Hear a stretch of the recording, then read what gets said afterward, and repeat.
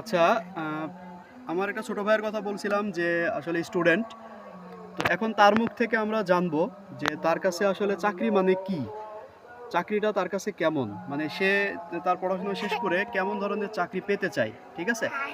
তো এ হচ্ছে আমার ছোট ভাই রাব্বি, মোহাম্মদ রাব্বি ইসলাম। তো রাব্বি, তোমার কাছে জানতে চাইবো যে চাকরিটা আসলে তোমার কাছে কেমন? মানে কেমন চাকরি তুমি প্রত্যাশা করো তোমার পড়াশোনা শেষ করে? বা তুমি যদি ওইরকম চাকরি তোমার প্রত্যাশা অনুযায়ী চাকরি না পাও, তখন তুমি কি করবা? যদি একটু বলতে বিস্তারিত। আচ্ছা, আমি যেহেতু একজন স্টুডেন্ট, সেহেতু আমি চাকরি সম্পর্কে খুব একটা কিছু জানি না। তবে আমার কাছে যতটুকু মনে হয় আমি ততটুকু বলি। তো চাকরি জিনিসটা কি? আমার কাছে অ্যাজ এ স্টুডেন্ট হিসেবে চাকরি জিনিসটা আমার কাছে একটা অস্তিত্বের পরিচয়। কারণ জীবনটা যদি একটা সংগ্রাম হয়, সেখানে আমাদের চাকরিটা আমাদেরকে অস্তিত্ব লড়াই টিকে থাকতে সাহায্য করে। যেমন আমরা টাকা ছাড়া কিন্তু বাঁচতে পারবো না। তো টাকা উপার্জনের ২টা মাধ্যম, একটা হলো ব্যবসা এবং চাকরি। তো একজন মানুষ হিসাবে কিন্তু সবার কাছে কিন্তু সেই মূলধন আর একটা বিজনেস করার মতো কি ক্যাপাবিলিটি থাকে না। কিন্তু একজন যদি যোগ্যভাবে যদি তার নিজের পোটেনশিয়ালিটি কাজে লাগাতে পারে, সে কোয়ালিফিকেশন থাকলে সে কিন্তু যে কোনো চাকরির জন্য কি ক্যাপেবল হতে পারে।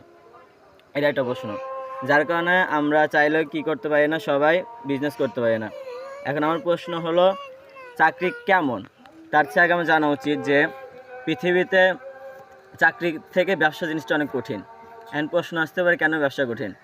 আমি চাকরি করি, শুধু আমি আমার রেসপন্সিবিলিটিটা পালন করি।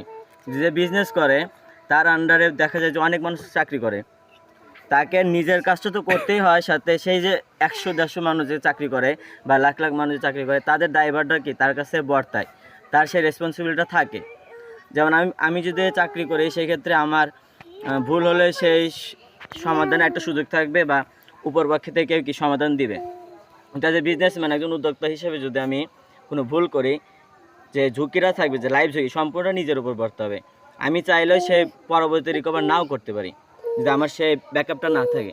কিন্তু চাকরির ক্ষেত্রে কী হবে, যদি আমার পারফরমেন্সের কারণে যে কোনো জায়গায় মানে আমি যদি টিকতে নাও পারি বা আমার ফায়ার করা হয় বা আমার চাকরি চলে যায়, আমি আমার যোগ্যতা দিয়ে খুব ভালোভাবে ক্যাপাবলভাবে, একটু সময় লাগবে কিন্তু আমি অন্য একটা ব্যবস্থা করে নিতে পারবো।